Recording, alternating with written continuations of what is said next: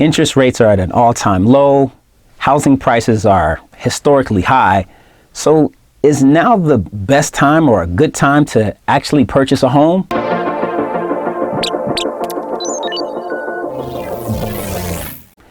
Well, there's a little bit of uncertainty with that, and here's what I mean. So before the pandemic hit, we were poised in the housing market to see prices increase into the next several years. But then COVID-19 happened and unemployment levels surged. We got people who applied for forbearance. All of these crazy things started happening, and experts were predicting that once this happened, that real estate was going to take this huge blow. And we took a slight blow from about mid-March to about mid-April, but then it was gangbusters.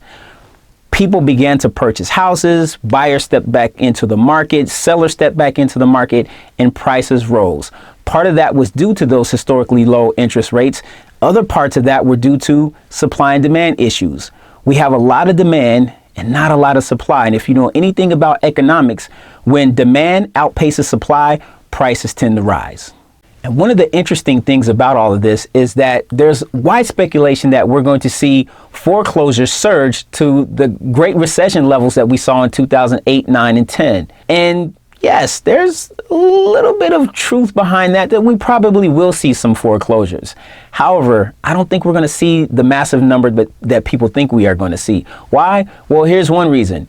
40% of the homes in the U.S. are owned free and clear, so nobody's actually making payments on these houses. Now, of course, you do have to pay property taxes, but that's a different story. Another piece of that is that more people than you think actually have equity in their homes. So even if they owe the bank money, chances are they're going to sell, and they're going to sell while prices are high and reap a profit. So we're probably not going to see that pennies on the dollar sale that we saw in 2008, 2009, etc. The other piece of that is that those people who are in forbearance right now, most of them are actually meeting their mortgage obligations. So the numbers that we're seeing for mortgage forbearance are actually declining each and every month. So there's no really clear-cut answer whether this is a good time to buy or wait. And so I thought, why not do a side-by-side comparison on some basic assumptions that housing prices are going to decline over the next several months. So let's take the cost of a 3-bedroom, 2-bath home in Los Angeles that is selling for $700,000 at a current interest rate of 3%. Let's call it 3.05%, but let's just round it 3%, and a 5% down payment. The monthly mortgage, including private mortgage insurance or PMI, would be about $4,200. Now let's assume that the price of this same home drops by 20%, yet interest rates rise to 5%. The monthly mortgage would now be about $3,900 a month. That's a savings of about $230 per month, or roughly $84,000 over the life of the loan.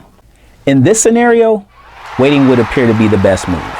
But a 20% decline in the market, especially in Los Angeles, is highly unlikely. So let's look at a different scenario. Let's make the numbers a little bit more conservative.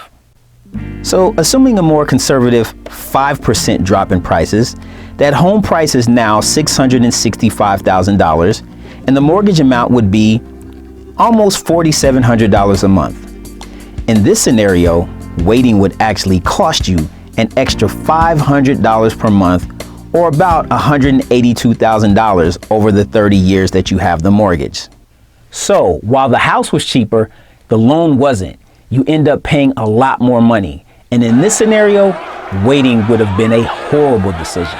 Now, while these numbers are fathomable, there's a lot of uncertainty that none of us can account for because we don't have a crystal ball.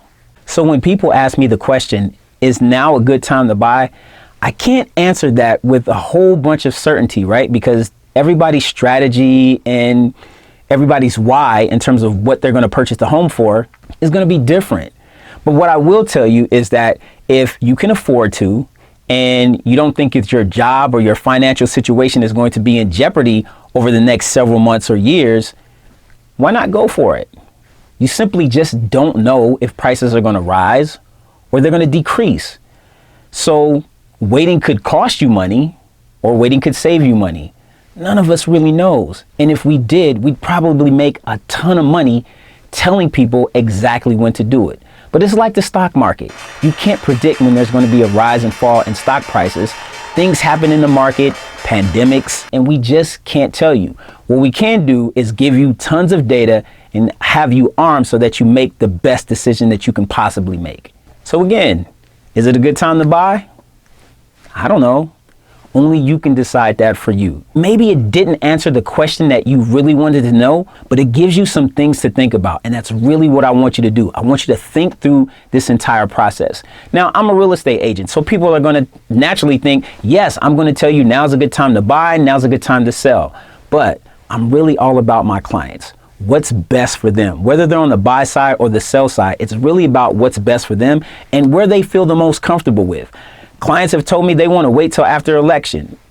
Cool, let's wait till after the election. Some clients say, I want to go now.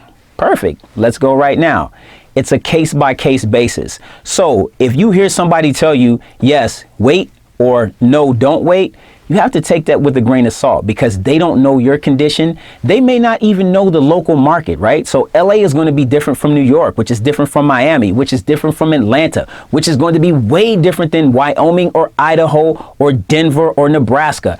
Every place is going to be different. So there's no one clear-cut answer as to whether it's a great time to wait or a great time to buy right now. So I hope you found this information useful and valuable. Please make sure you subscribe to the channel, ring that bell so you're notified when I upload future editions of Info on the Go to YouTube. I want to thank you again for watching, and as always, I'll see you next time.